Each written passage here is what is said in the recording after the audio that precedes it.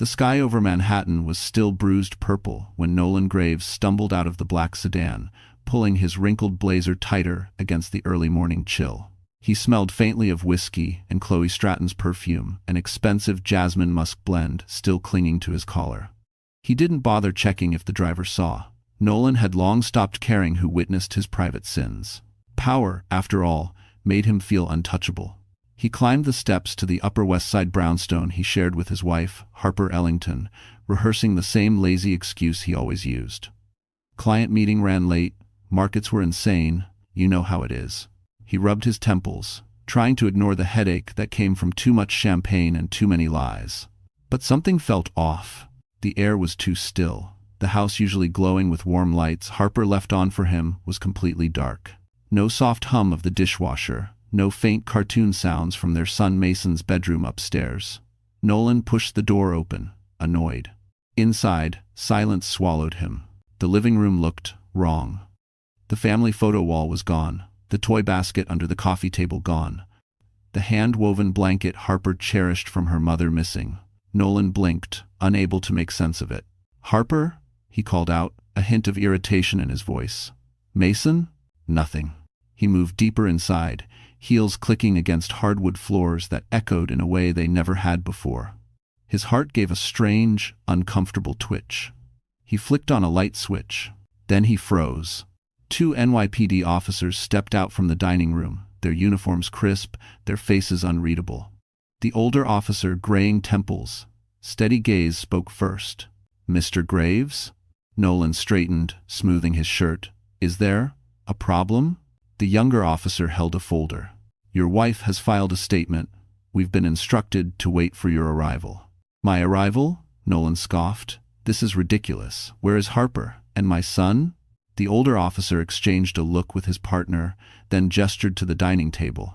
On it sat Harper's old iPad, a sealed envelope, and a stack of printed documents, legal documents. Nolan's stomach dropped. "What the hell is this?" The older officer answered calmly, "Mr. Graves, you may want to sit down." Nolan didn't move. His hands curled into fists. "Tell me where my wife is." The younger officer opened the folder, revealing photos, timestamps, and financial printouts Nolan instantly recognized because he had tried to erase them. "Sir," the officer said quietly, "your wife is safe, but she won't be returning here, and there's evidence we need to discuss." For the first time in his career of lies, Nolan felt something unfamiliar claw at his chest. Fear. And then the officer spoke 5 words that made Nolan's entire world tilt. "You're under immediate investigation." Before the world fell apart, Harper Ellington was the kind of woman people passed by without truly noticing, soft-spoken, steady, the quiet center of her small universe. She had been a remarkable ICU nurse once, the kind who held hands through emergencies and whispered comfort into the ears of frightened patients.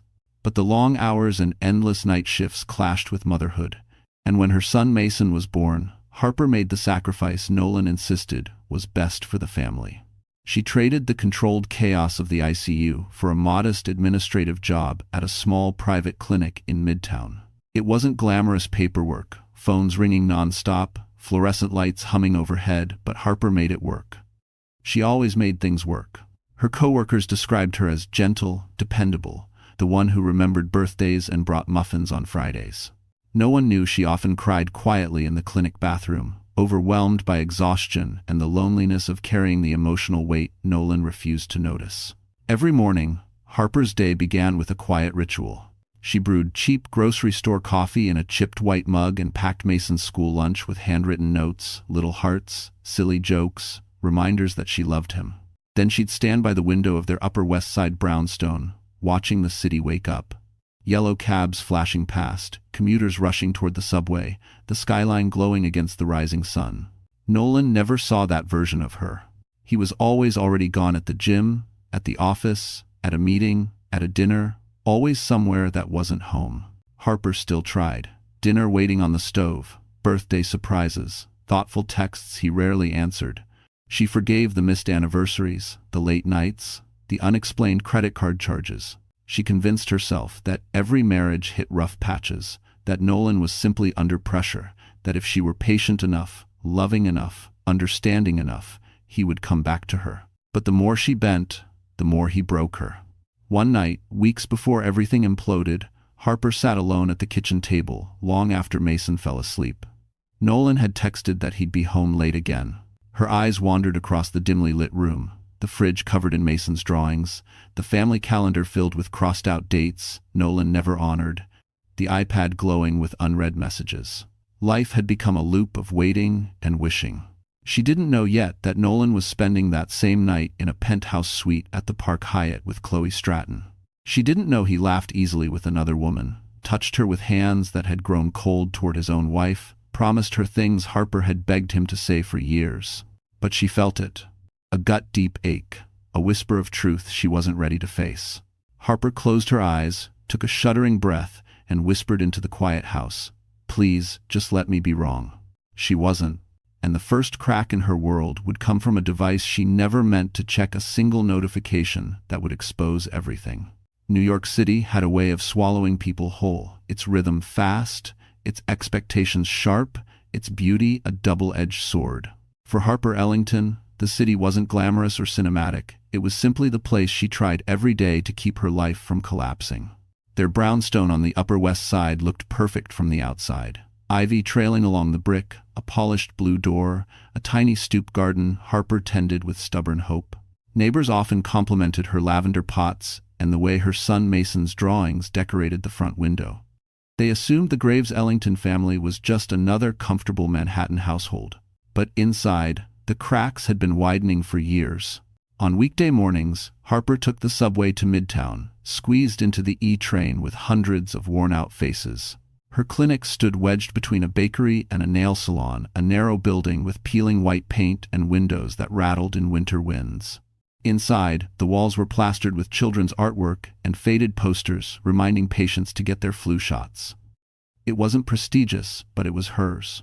A place where people were kind, where her efforts mattered. Meanwhile, Nolan Graves lived in an entirely different New York.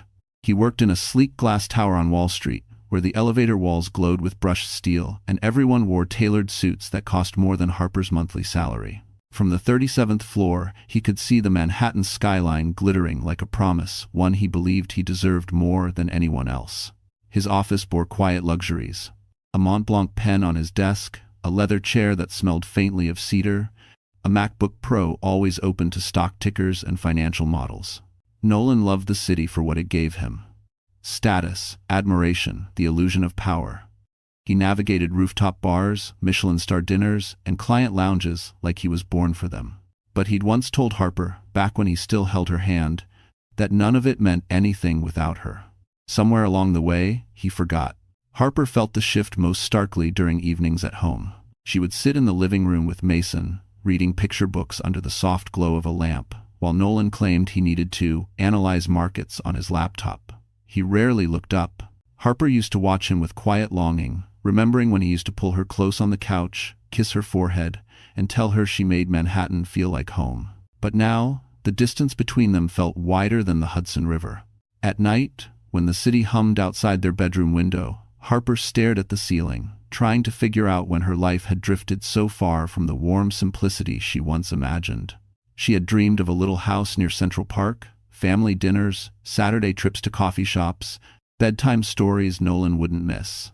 Instead, she lived in a home where silence echoed louder than footsteps, and the world she tried to hold together was beginning to wobble, piece by fragile piece. But nothing prepared her for the night she found the one object that would shatter the illusion completely, an object Nolan never meant for her to see.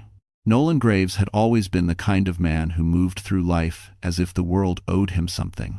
Even in college, people remembered him for the same things he flaunted now.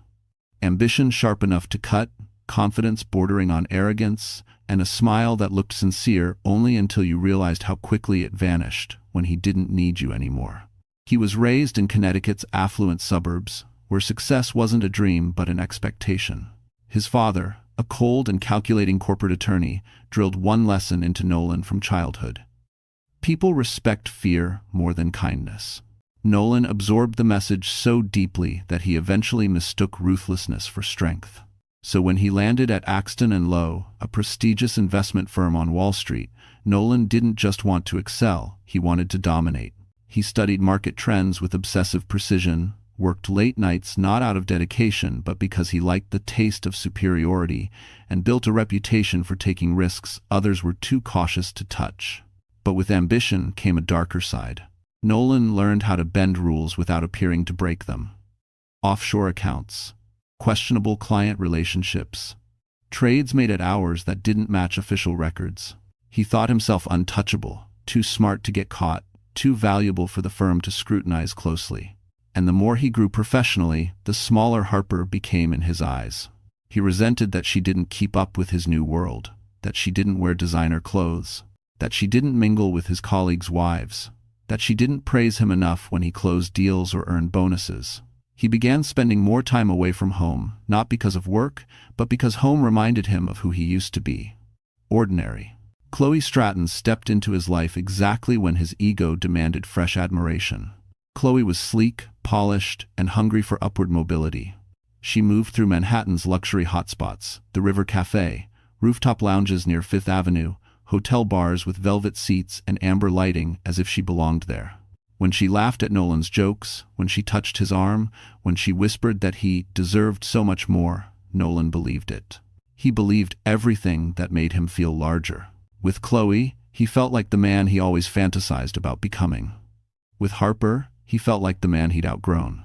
He stopped seeing the sacrifices Harper made, the softness in her voice when she called him to remind him of Mason's school events, the quiet dinners she waited to share with him. He saw only what she lacked. But Nolan had one fatal flaw. He underestimated people. He never imagined a quiet woman like Harper could be observant, strategic, or brave. He never imagined she had the strength to leave. And he certainly never imagined that the life he built on lies could crumble from a single wrong move. He believed his secrets were safe. Until one late evening, when he rushed out of the house for a work emergency, he made a careless mistake, an oversight that would become the first domino in his downfall. He left behind something on the kitchen counter, an object Harper would pick up, an object containing the truth. And once Harper unlocked it, the world Nolan controlled so carefully would begin to collapse. The night Harper Ellington's world finally cracked open didn't happen in silence. It happened under blinding lights, at an event she never wanted to attend, in a room full of people who were all too eager to watch a spectacle. It was the annual fundraising gala for the Children's Heart Foundation, a cause Harper once cherished back when she was still an ICU nurse. Nolan insisted they go, even though Harper begged to stay home with Mason, who had been restless for days. But Nolan didn't care. He needed to be seen. He needed to parade around in his tailored suit, shake hands, and pretend he was the model husband with the perfect family. Harper agreed only because Mason's grandparents offered to watch him, and because she was tired of the arguments. She slipped into a simple navy blue dress she'd had for years. She didn't own anything lavish enough for the event, and Nolan's expression tightened when he saw her, like she'd embarrassed him just by existing. The gala ballroom was everything Nolan loved. Towering crystal chandeliers, gold-rimmed dinnerware, champagne flutes sparkling under soft amber lighting. Expensive perfumes mingled with the clinking of glasses. Luxury brands flashed everywhere, diamond bracelets, designer heels, watches that cost more than Harper's annual salary. Nolan guided Harper through the crowd with a hand on her back, but his touch was cold, mechanical. She followed quietly, trying not to feel small. And then she saw her, Chloe Stratton, the woman who worked in PR. The woman Nolan had mentioned casually but often. The woman Harper tried to dismiss from her thoughts. Until now. Chloe walked in wearing a silver gown that shimmered like moonlit water, her hair cascading in glossy waves, her smile wide and triumphant. And Nolan's reaction? Oh, that reaction told Harper everything. His breath hitched. His fingers twitched. His entire body leaned toward Chloe before he caught himself. Chloe noticed them, of course. She always noticed everything. And instead of pretending ignorance like any decent person might, she walked right up to Harper with a smile that could slice glass. "Nolan, you made it," she purred, almost brushing his arm. Harper stiffened. Nolan's eyes flickered panic, guilt, but he masked it instantly. "Chloe," he said, clearing his throat. "This is my wife, Harper. Your wife."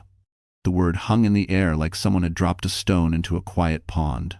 Chloe extended her hand politely, but her eyes held something sharper, something victorious. Harper shook her hand, feeling frozen inside her own skin.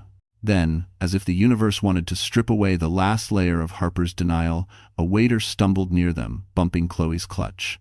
It fell. The clasp snapped open, and out spilled a hotel keycard. Not just any hotel. The Park Hyatt Presidential Suite. The same hotel Nolan once claimed to have a late client dinner in. People around them paused. Conversations slowed. Eyes darted toward the small, damning rectangle on the floor. Nolan's face drained of color. Harper stared at the keycard, her breath catching in her throat. Chloe didn't even scramble to hide it. Instead, she smirked. And in that moment, the truth wasn't whispered. It wasn't hinted. It wasn't suspected. It was finally, painfully, publicly undeniable. And before Harper could even step back, someone in the crowd gasped because the keycard wasn't the only thing that had fallen. Harper Ellington didn't remember leaving the ballroom. One moment, she was standing under the shimmering chandeliers, staring at the hotel keycard on the marble floor. The next, she was walking blindly through the lobby, her vision blurring, her breath shallow, the sound of distant music fading behind her like a cruel joke. Her heels clicked against the polished floor, but her legs felt numb, almost detached from her body. She pushed through the revolving doors and stepped into the cold Manhattan night. The air hit her like a slap. Taxi lights blurred into streaks of yellow, and pedestrians brushed past her without a second glance. In a city of millions, her heartbreak became just another whisper, swallowed by the noise. She walked without knowing where she was going, her arms wrapped tightly around herself. Her phone buzzed endlessly, Nolan calling, then texting, then calling again. She turned the screen face down.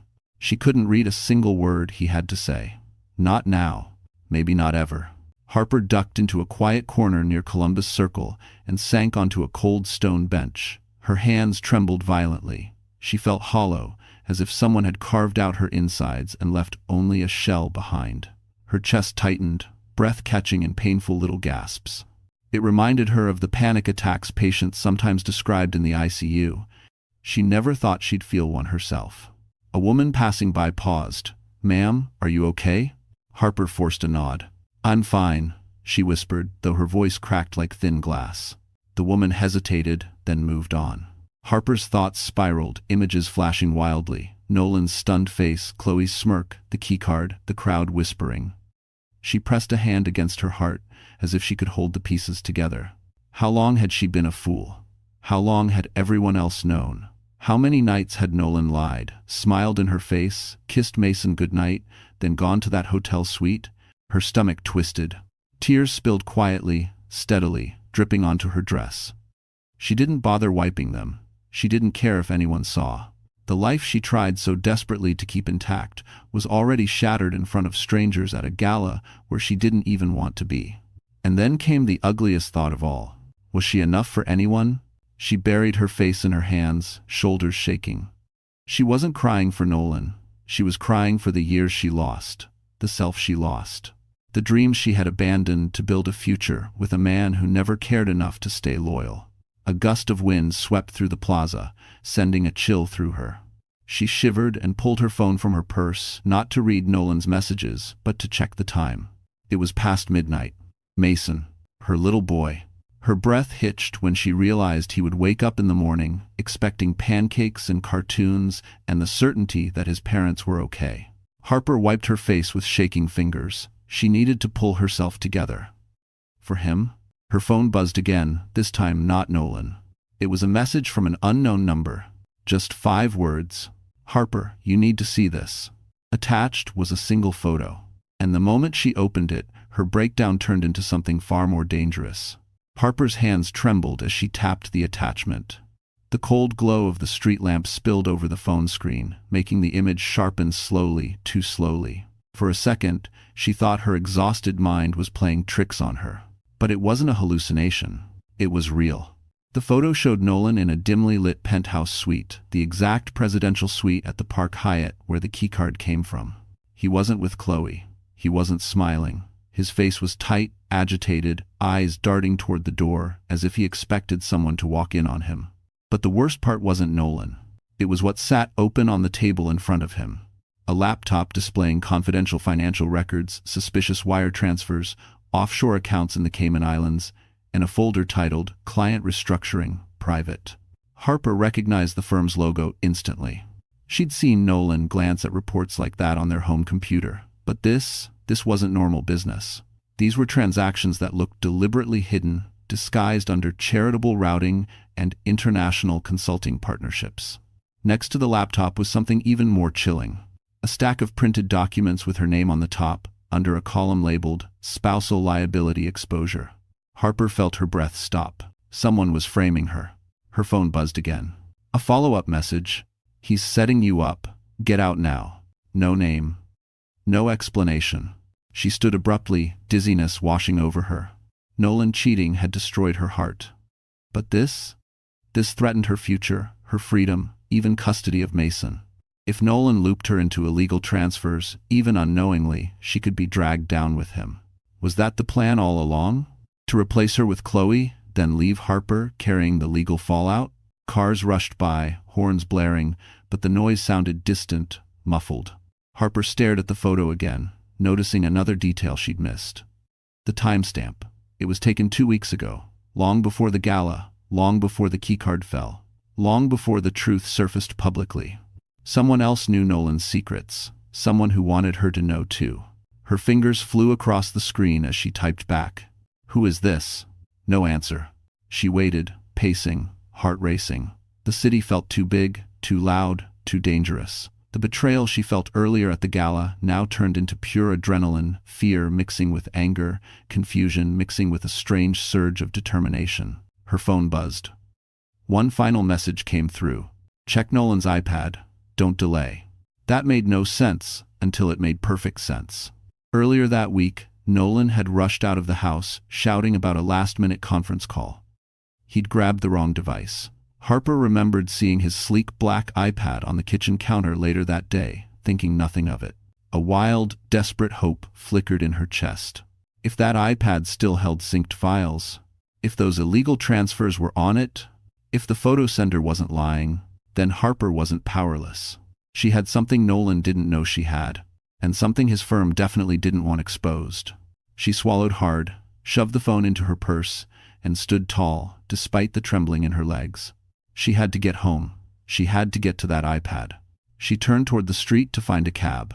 But the moment she stepped off the curb, a car door slammed behind her. Someone had followed her from the gala.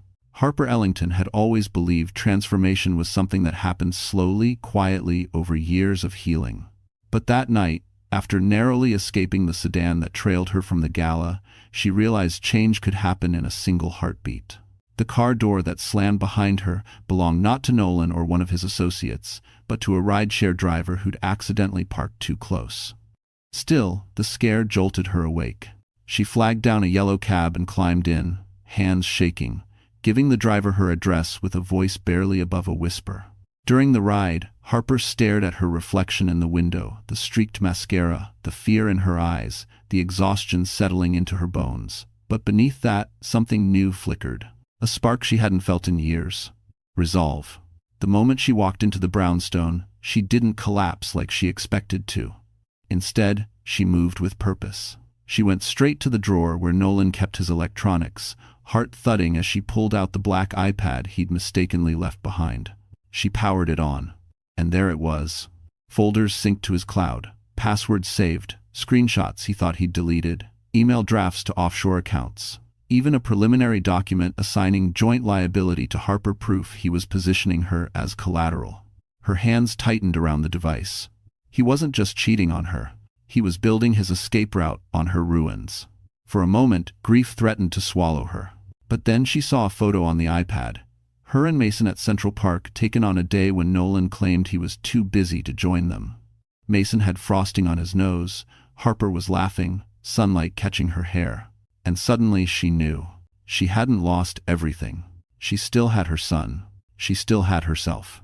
And now, she had power.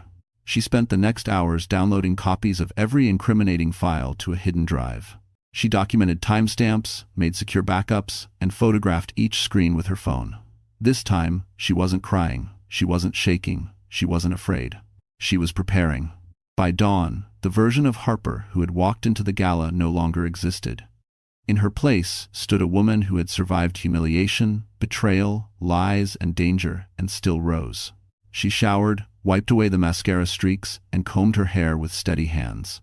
She slipped into fitted black jeans and a cream sweater. No more fraying edges, no more smallness. She tied her hair into a low ponytail, her face clean, determined. Later that morning, after dropping Mason at school with a steady smile, she walked toward Brooklyn Heights to meet someone she never expected to contact again. Grant Whitford, the man she once saved in the ICU. The man who had quietly offered support months ago.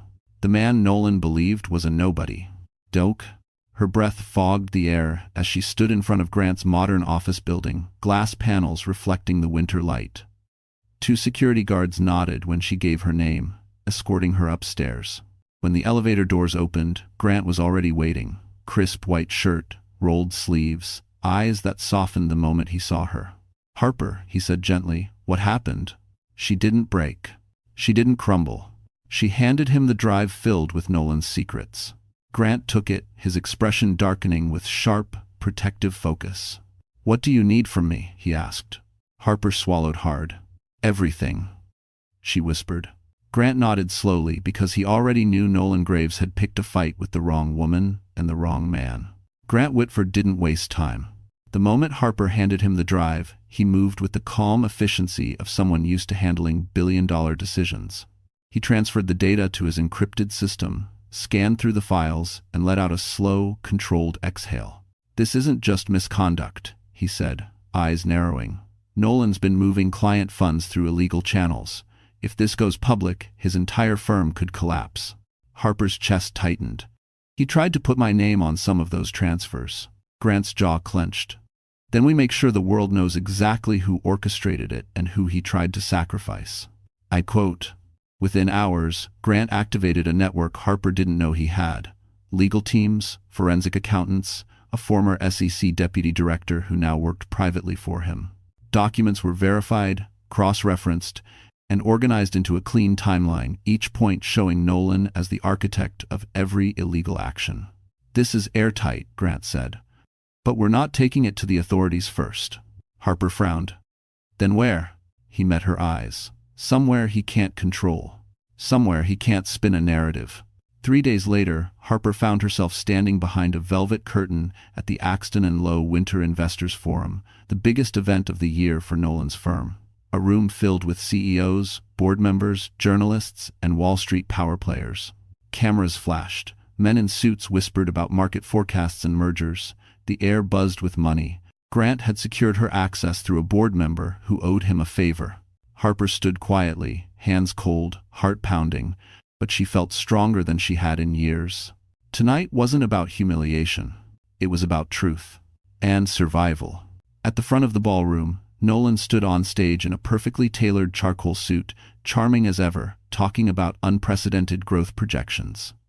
He didn't know Harper was there. He didn't know the avalanche headed for him. Grant approached her. "Ready?" Harper nodded, though her legs shook. "Do it. That's for us." Grant handed a small signal to the event technicians stationed by the cameras. Seconds later, the giant LED screens behind Nolan flickered. His voice faltered. Can we fix the display?" Murmurs rippled through the crowd. Then the screen stabilized. And Harper's world, Nolan's world, changed. Projected across the massive screen was the first of Nolan's secret transfers. Bank statements, offshore routing, timestamps, his signature, his login ID. Audience gasps erupted. The next slide. Wire transfers disguised as charity payments. Then spreadsheets showing millions funneled through shell corporations. Then the document labeling Harper Ellington as spousal liability coverage. The final slide was a high-resolution still image. Nolan in the Park Hyatt suite with the incriminating files opened in front of him. The room exploded into chaos. "What is this? Is this real? Call compliance. T34 16 Reses, 23347, Tucation." Nolan's face went from confusion to recognition to pure terror. This is taken out of context," he shouted. "It's doctored. This is a mistake." Grant stepped forward from the back of the ballroom, his voice clear and cold. "It's not a mistake, Nolan. It's the truth." Nolan's eyes widened when he saw Harper behind Grant. Harper? You? You did this? Her voice trembled, but her words were steady. No, Nolan. You did. Security rushed toward the stage. Reporters surged forward. Phones captured every second. Nolan's downfall had officially begun. And just when he thought it couldn't get worse, a voice from the back shouted something that made the entire room turn. The voice that cut through the chaos was sharp, furious, and unmistakably familiar. That's the man who promised to marry me. Every head in the ballroom snapped toward the entrance, where Chloe Stratton stood trembling in a crimson dress, mascara streaking down her cheeks, clutching a folder of papers. She wasn't glamorous tonight, she wasn't polished. She was devastated and angry. Nolan Graves, she shouted, pointing at him with a shaking hand. He told me he was leaving his wife. He made me believe he loved me. Her voice broke, but she pushed on. And then he tried to throw me under the bus too. 100 cameras shifted toward her. Reporters swarmed. Nolan's face twisted into panic. Chloe, stop, don't, this isn't. But Chloe wasn't listening. She walked straight to the stage, heels clicking like gunshots. I have emails, she said breathlessly, waving the folder. Messages he sent me. Proof he used my name on one of his offshore filings. He promised everything, and he lied to me just like he lied to his wife. Gasps rippled across the room. Harper watched silently, her expression unreadable. She felt no triumph, no cruelty, only a quiet, steady acknowledgement. Nolan had dug his own grave. Security finally stepped in, surrounding Nolan as board members ordered an immediate internal suspension. Investors were already on their phones, issuing emergency directives. Compliance officers rushed forward. A journalist shouted, "Mr. Graves, are you aware you could be facing federal charges?" Nolan looked around wildly, eyes darting from Chloe to the screen to Harper. You don't understand. I can fix this. I just need Harper, please. Harper stepped back. She didn't need to say anything. The world had already said it for her. Within minutes, Nolan was escorted off stage, flanked by security guards, shouting incoherently, his once impenetrable facade shattered. Phones recorded everything. By midnight, his downfall would be trending on every financial blog in the city. Harper stood frozen for a moment, letting it wash over her, not satisfaction, not revenge, but clarity. She felt lighter, freer, like she'd finally exhaled after holding her breath for years. Grant stepped beside her. It's over, he said softly. She nodded, tears pricking her eyes not from sadness, but from release. Thank you, Grant. For everything. He gave her a small, warm smile. You did the hard part, Harper. You saved yourself.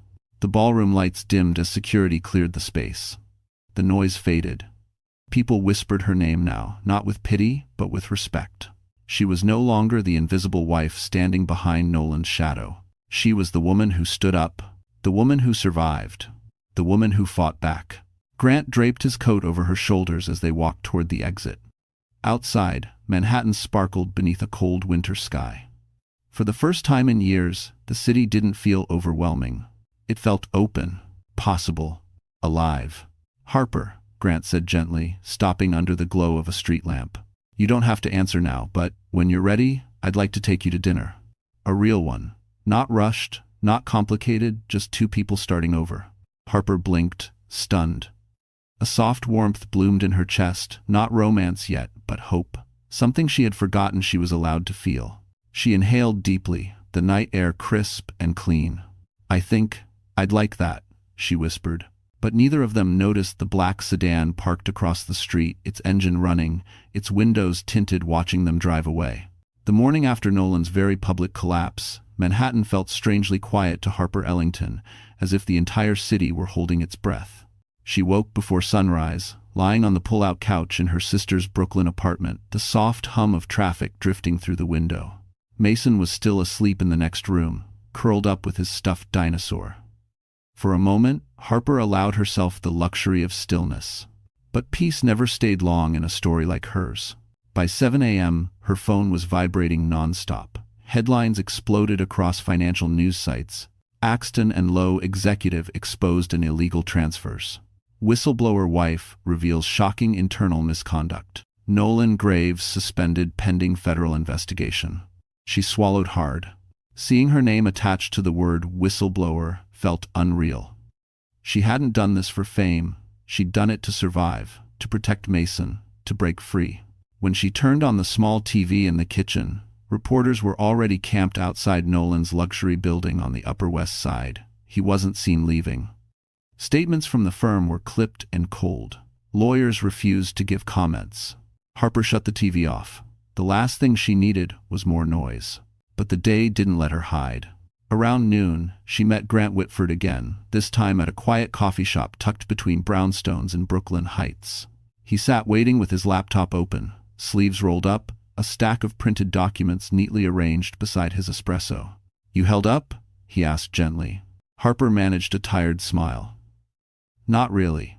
Grant leaned forward, lowering his voice. "You're strong, but this is just the beginning. Nolan isn't the type to go down quietly." She knew that too well. He slid a folder toward her. Inside were legal updates, emergency motions filed by Nolan's attorneys, attempts to freeze assets Harper needed for Mason's care, and an aggressive challenge to temporary custody. Her stomach twisted. "He's claiming you intentionally damaged his career," Grant said, "and he's trying to spin the financial transfers as joint household investments." Harper's breath stuttered. "Meaning he's still trying to drag me into it." Grant nodded grimly. "He's desperate, and desperate men get reckless." Before she could respond, her phone buzzed with an unknown number. Against her better judgment, she answered. Nolan's voice poured through the speaker, hoarse, unhinged, shaking with rage. "Harper, do you understand what you've done? I could lose everything because of you. You want custody? You want to ruin my life? I'm not going down alone, you hear me?" His breath crackled through the line, uneven. "If I'm drowning, I'm taking everyone with me." "Everyone?" Harper's blood ran cold. Grant gently took the phone from her hand and ended the call. "Don't speak to him again. Ever. Let the lawyers handle it." Harper nodded, but her hands trembled. Nolan didn't sound like the man she once knew. He sounded dangerous, cornered, capable of anything. Grant reached across the table, covering her shaking hand with his. "You're not alone in this. I promise." Harper exhaled slowly, grounding herself. But outside the cafe window, through the reflection in the glass, a dark sedan idled at the curb, engine running, unmoving, watching her, waiting.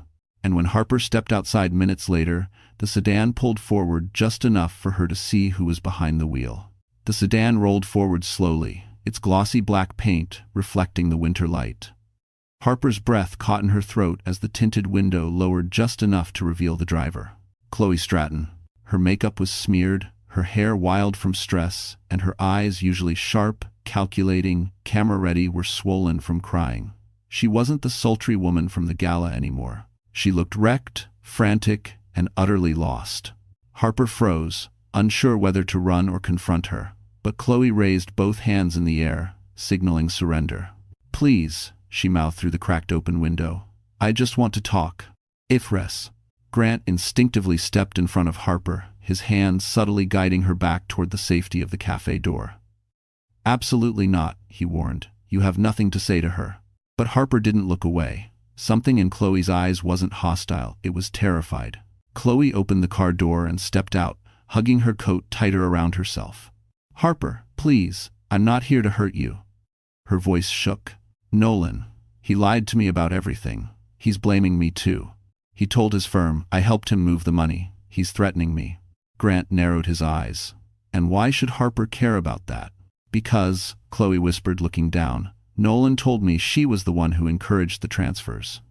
He said he had proof. He said he'd bury both of us if we didn't help him clear his name." Harper felt the world tilt. "He's trying to frame us both."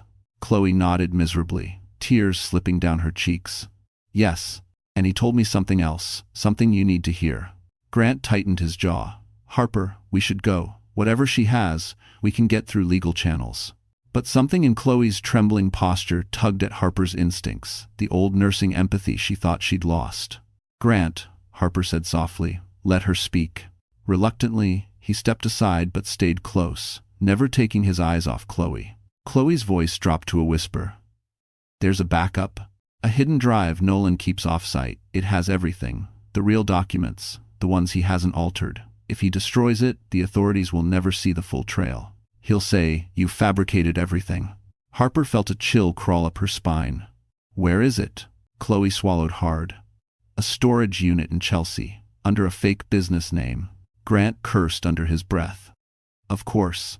Chloe hesitated, then added, "He went there this morning." Harper stiffened. "He's going to destroy the evidence." Grant pulled out his phone, already calling one of his legal contacts. Chloe took a shaky breath. I know I don't deserve forgiveness. But please, Nolan can't get away with this, not after what he did to all of us." Before Harper could respond, Chloe's gaze flicked over Harper's shoulder, and suddenly, she blanched. "Harper," she whispered, "get inside, now." Harper turned just as a loud crack split the air. The window of the parked sedan behind them shattered. Grant grabbed Harper and pulled her toward the ground as glass rained over the sidewalk. A bullet had been fired. Someone wasn't trying to scare them. Someone was trying to silence them. And when Harper looked up from the pavement, she saw a figure sprinting into a getaway car, someone she recognized all too well. Harper Ellington barely had time to process the crack of the bullet before Grant pulled her behind a parked SUV, shielding her with his body as screaming pedestrians scattered across the sidewalk. Glass glittered on the pavement like cruel confetti, and a cold wind swept through the Brooklyn street, carrying the echo of panic. Chloe crouched behind the cafe's brick wall, shaking violently. "Oh my God, he actually—" Grant snapped, "Stay low." His eyes scanned the street with surgical precision. Harper blinked through the shock, heart hammering against her ribs. "That figure running, did you see?" "Yes," Grant said, voice tight. "I saw him." It wasn't Nolan. It was Nolan's longtime friend, a man Harper always thought was just a golfing buddy, Trevor Lane. Nolan had introduced him at a holiday party years ago, calling him just an old college friend with a security company. Harper never liked him. Something in his eyes had always looked too cold, too calculating. Now she understood why. Trevor wasn't a friend. He was a fixer, someone who cleaned messes, someone who made problems disappear. Grant rose slowly, keeping Harper behind him. "He's not trained enough to stick around. A warning shot means he's rattled, but he'll be back if Nolan thinks you're close to exposing the whole thing." Harper felt her stomach twist. "He's willing to commit a crime in broad daylight?" "He's desperate," Grant said, "and desperate men act stupid." Chloe finally found her voice, trembling. "Nolan told me Trevor could handle loose ends. I didn't know what that meant." Harper glared at her, anger mixing with fear. "You helped him. You helped a man who was ready to destroy me, destroy us both." Chloe broke down, sliding to the ground. I know. I was stupid and selfish, and now he's coming after me too." He said, "If I talked, I'd regret it." Grant stepped between them. "Enough. Standing here arguing won't help anyone. We need to move." He helped Harper to her feet, his hand firm and grounding. Sirens wailed in the distance. Someone must have called the police, but Grant shook his head. "We can't stay for statements. If Trevor reports back to Nolan that you survived the shot, he'll escalate." Harper stared at him. "So where do we go?" "To the one place Nolan doesn't know exists," Grant answered. "My private residence in Tribeca. It's secure, off-grid, and no one gets in without my approval." His tone darkened. "And we'll regroup from there." He turned to Chloe. "You're coming too. Until we figure out the storage unit and the backup drive, you're a target." Chloe nodded weakly, wiping her face. Grant led them toward his car, a dark gray Mercedes S-Class parked discreetly in an alley. As they approached, he pressed a button on his key fob. The car beeped once. But the moment the trunk lights blinked, Harper felt a chill. Something was off. Grant sensed it too. He slowed, eyes narrowing. He pointed Harper and Chloe toward the passenger side, then moved toward the trunk carefully, shoulders tense. "Grant?" Harper whispered. He didn't answer. He lifted the trunk lid an inch, stopped, closed it again, then turned to Harper, face pale with controlled fury. "Someone's been here," he said quietly, "and they left a message." Harper's pulse spiked. "What message?" Grant exhaled once, steadying himself. "Your wedding ring, Harper. It's sitting in the trunk." He paused. "And it's covered in blood." Before Harper could speak, Grant added two more words that froze her where she stood. "It's not yours." Harper stared at Grant, the world narrowing into a single, suffocating point. Her wedding ring, something she had taken off the night Nolan broke her heart, was lying in Grant's trunk, covered in blood that wasn't hers. Her voice came out as a whisper. "Whose blood is it?" Grant shook his head. "I don't know yet, but it's fresh, still warm when I touched the metal." Chloe backed into the side of the alley, her breath quickening. "He's framing her. Nolan's trying to make it look like she did something violent." "No," Grant said sharply, lifting a hand. "This isn't just framing. This is a message. He wants Harper to panic. He wants her destabilized so she makes mistakes." Harper wrapped her arms around herself, nausea rising. "He's getting worse. He tried to shoot at us, now this. Grant, what if he hurt someone else to get to me?" Grant stepped closer, placing a steadying hand on her shoulder. "Then we stop him before he gets the chance." He reached into his coat, pulled out a pair of gloves, and opened the trunk fully. Harper forced herself to look. The ring sat in the center of the trunk floor, the gold band smeared with dark crimson streaks. Next to it lay a folded scrap of paper. Grant carefully unfolded it. Harper watched his expression shift from confusion to anger to a deep, unnerving worry. "What does it say?" she whispered. Grant hesitated, then read it aloud. "She won't get away again." The alley suddenly felt colder. Chloe gasped. "Oh my God, he took someone." And when Harper's knees buckled and she grabbed the car door for support. Who won't get away?" Grant folded the note with controlled precision. "We don't know yet. But whoever it is, Nolan wants Harper to believe she's next." A wave of dread crashed through her. "He wouldn't hurt Mason?"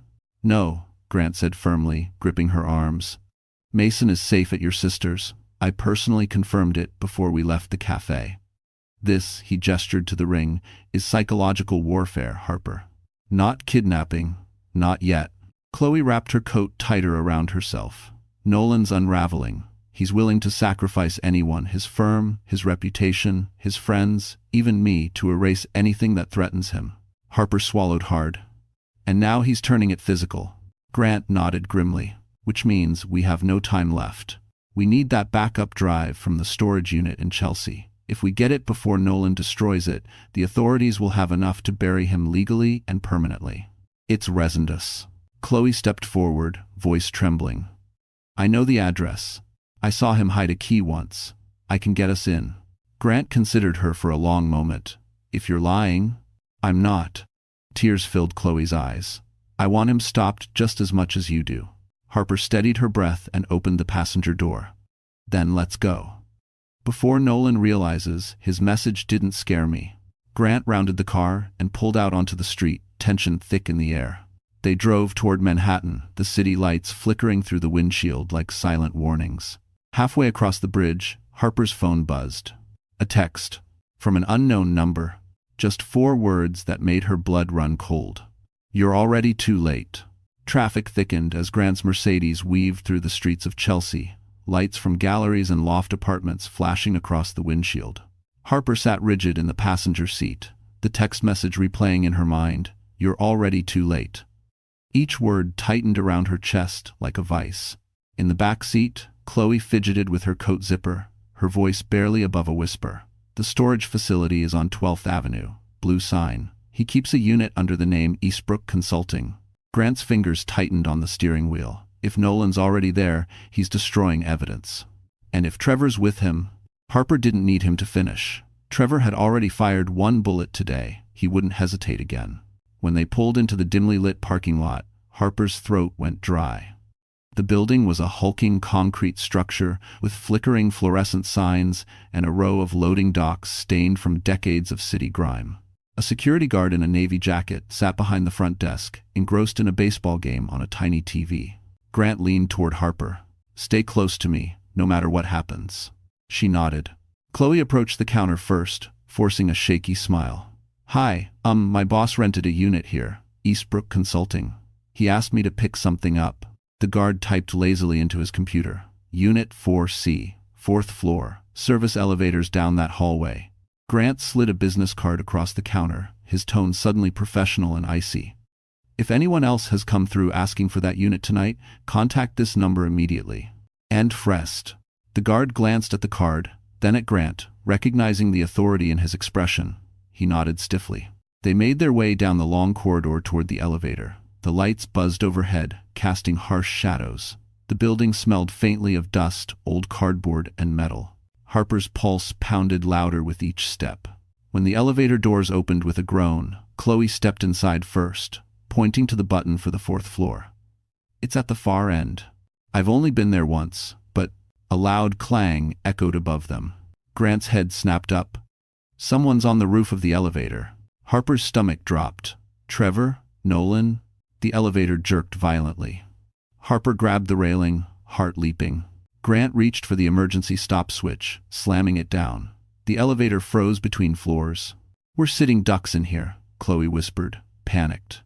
Grant pried open the door with brute strength, revealing a narrow gap between the elevator and the concrete floor above. "We climb," he said firmly. "Now."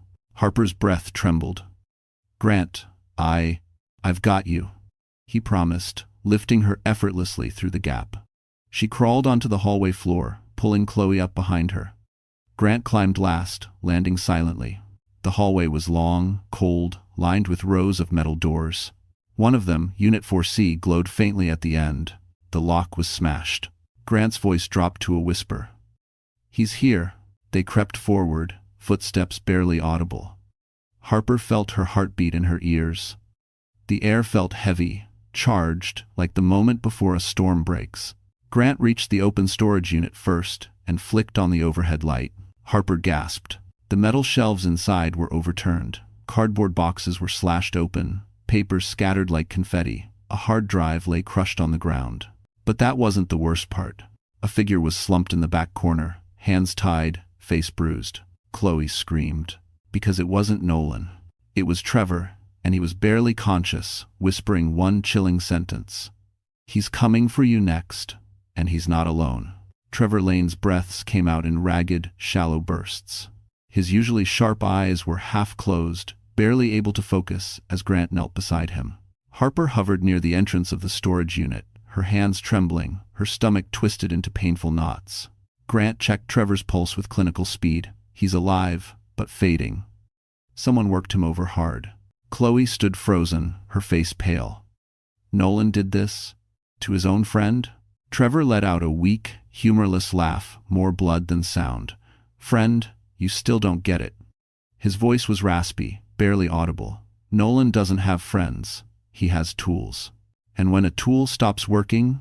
His head dropped back against the wall. Harper swallowed hard. "Trevor, who's with him? Who's helping him now?" Trevor's eyelids fluttered. "Not helping, controlling." A shiver ran down Harper's spine. "Controlling? Who?" Trevor struggled to speak, forcing each word out like broken glass. "The investors, the private ones, the ones funding his offshore accounts. They're not just wealthy, they're dangerous. They own people. They own outcomes. And Nolan promised them returns he couldn't deliver." Grant's expression hardened.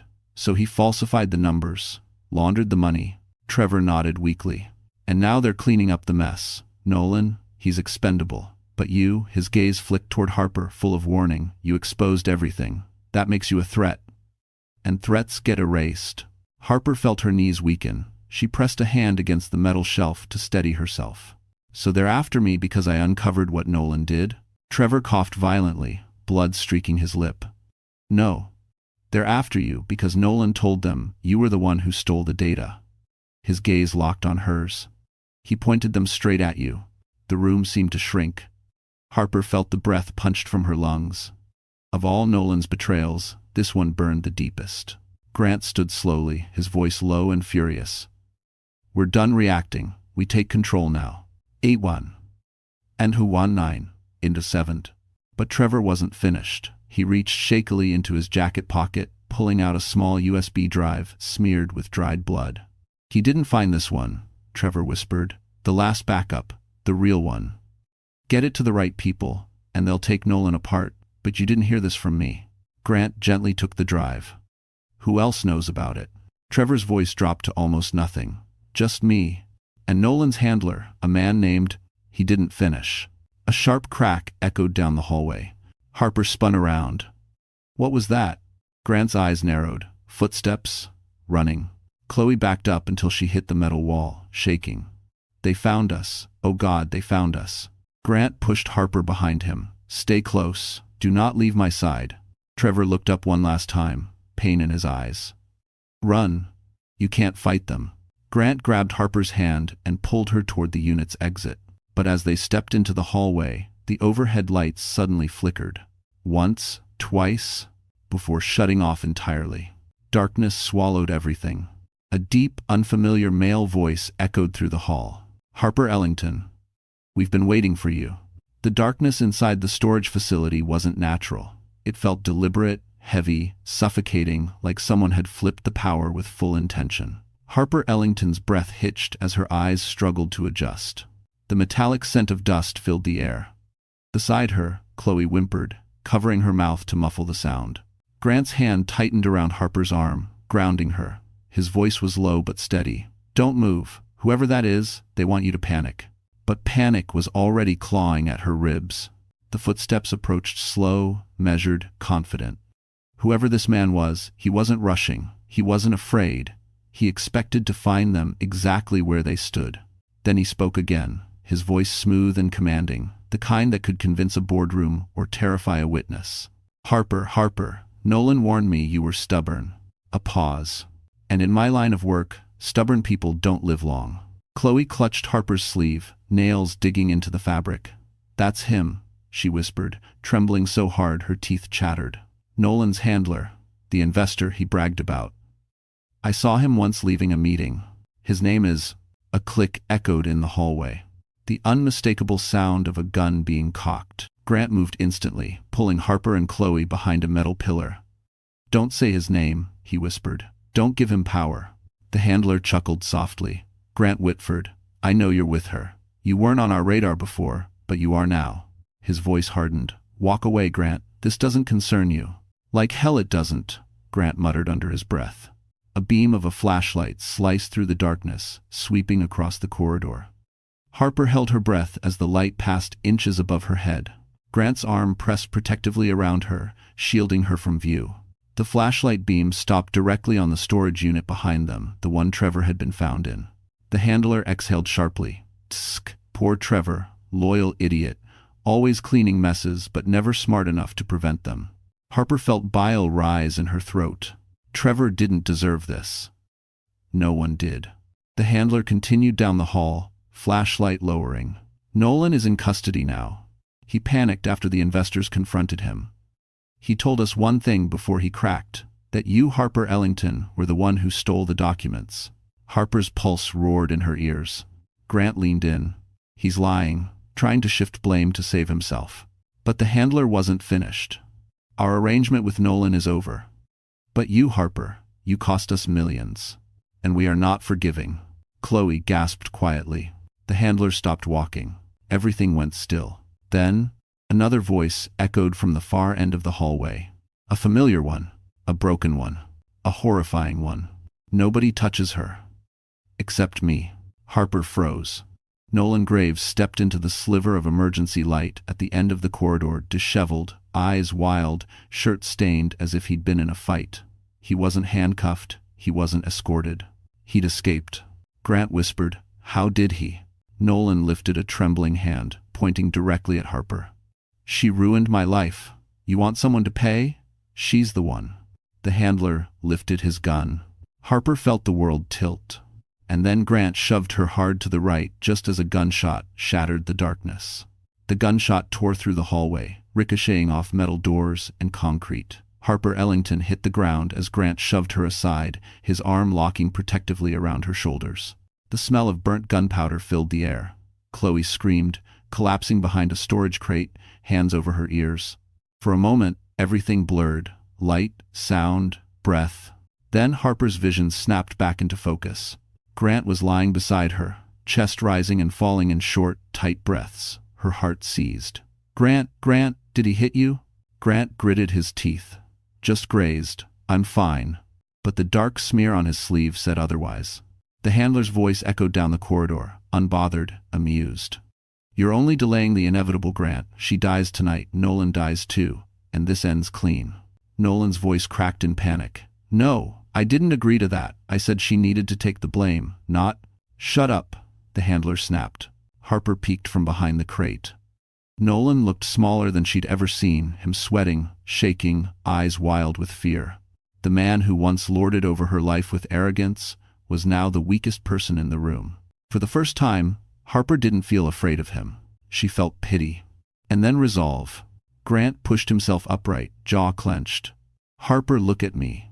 She turned toward him, breath shaking. His eyes were fierce, steady, determined. "No matter what happens, you don't run blindly. You stay with me. Understood?"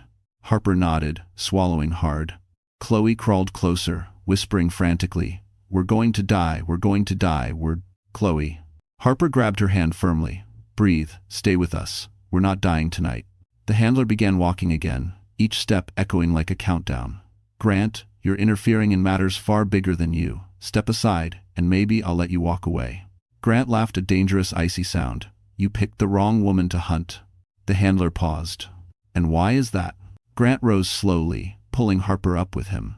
His voice dropped into a tone Harper had heard only once before when she saved him years ago in the ICU. A tone of power. "Because I'm not just some tech entrepreneur," he said evenly. "And I'm not alone in this." Harper blinked in confusion, but before she could ask what he meant, a new sound cut through the hallway. Boots. Many of them. Heavy, coordinated, moving fast. The handler stiffened. "What the?"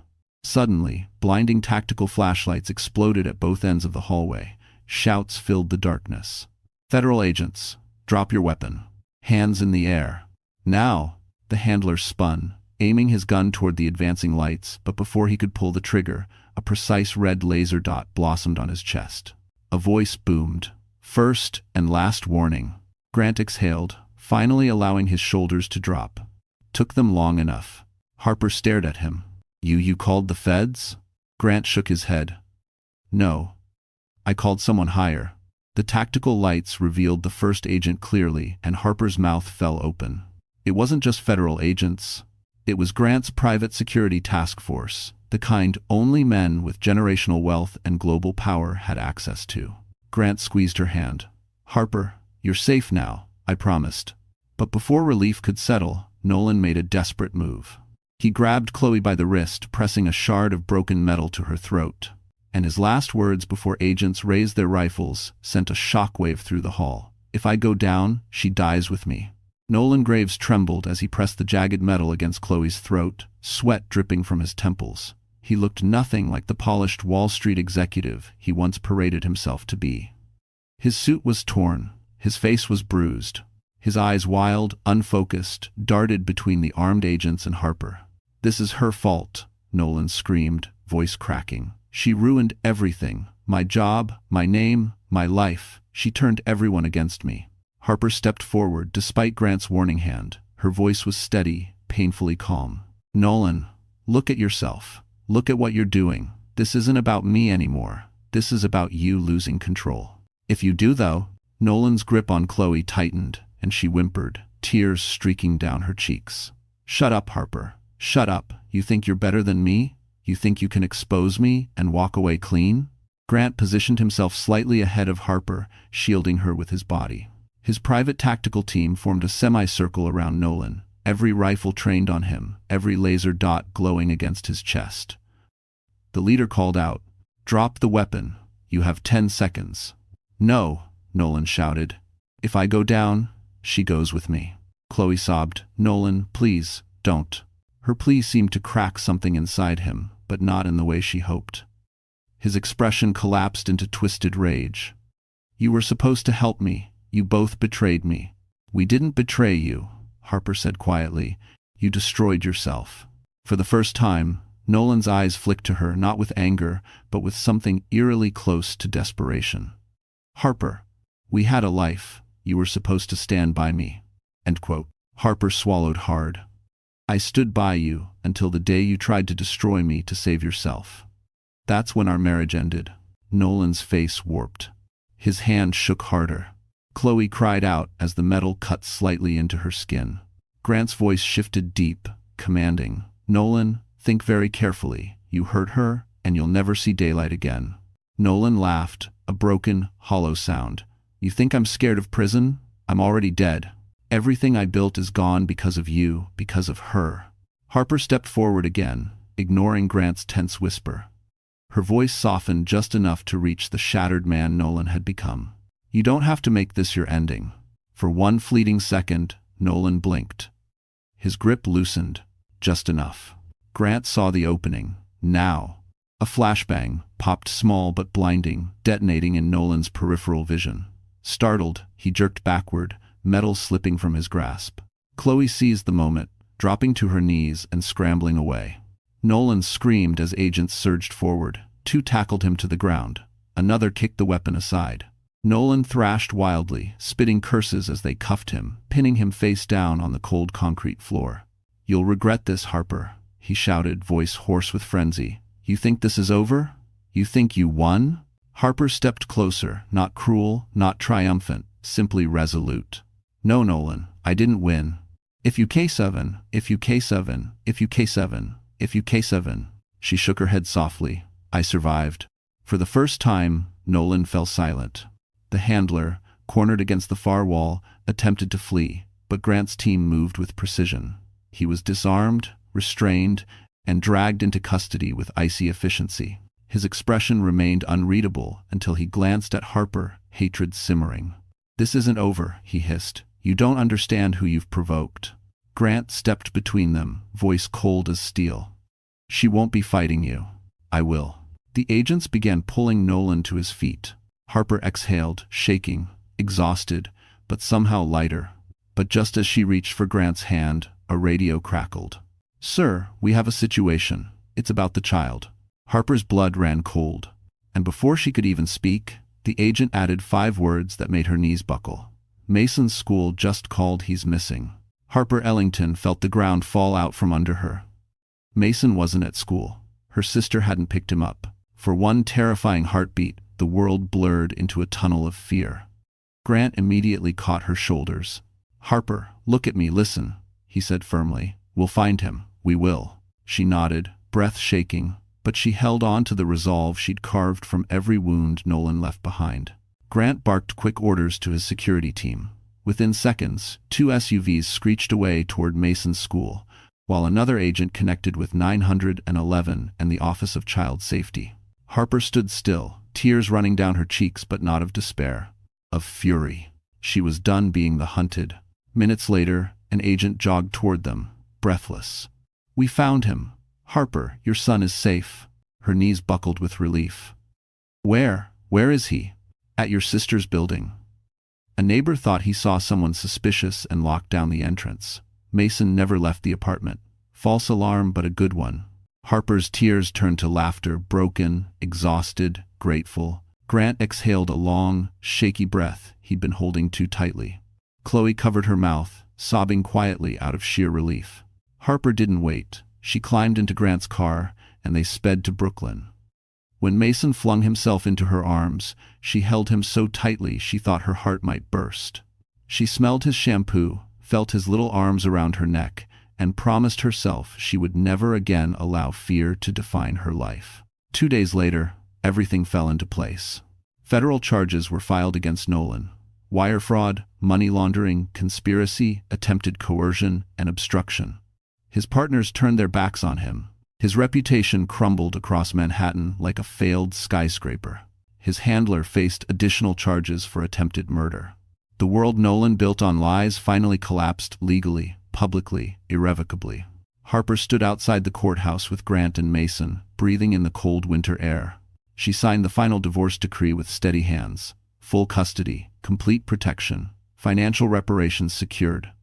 Nolan's appeal denied. Freedom, at last. Over the next months, Harper rebuilt a life not of survival, but of intention. She returned to part-time nursing, finding joy again in helping people.